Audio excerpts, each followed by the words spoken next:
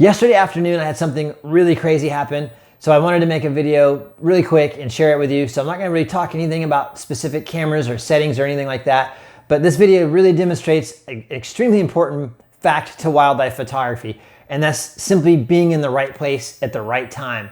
And for those of you that might be a little squeamish, like you don't like the idea of watching one animal devour another one, then you might not wanna watch this video. Those of you that don't mind, this is one of the craziest things I've ever seen. Come on, let me show you. The great blue heron. One of the largest wading birds on the planet that's often noted for its elegant plumage.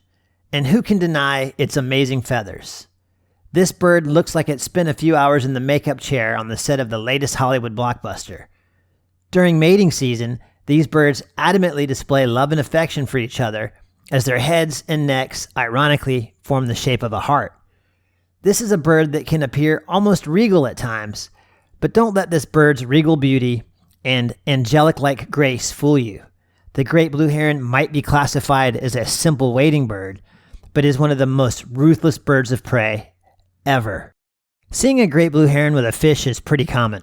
Fish do make up the majority of this bird's diet. It also isn't too unusual to see a great blue heron capture a small snake like this. Small snakes aren't much of a challenge, even if they do appear to tie things up in knots. Larger snakes, on the other hand, can prove to be quite the challenge for the quote-unquote wading bird. It also begs the question, who's got who? When the heron's prize snake is in excess of 3 feet or a meter, things get a little unnerving to say the least. And yes, half of the snake is somehow down the heron's throat. But this is nothing compared to what I witnessed yesterday afternoon. I watched a heron disappear into some tall grass, stab something repeatedly, and emerge with something I never would have expected. Dangling from the savage heron's spear-shaped beak was a rabbit. Now I know these birds will take rats and other small mammals, but seeing a heron standing at the water's edge with a rabbit swaying from its beak was a little frightening. The real scary part was not seeing this heron repeatedly stab the rabbit, but hold the rabbit under the surface of the water until it quit moving.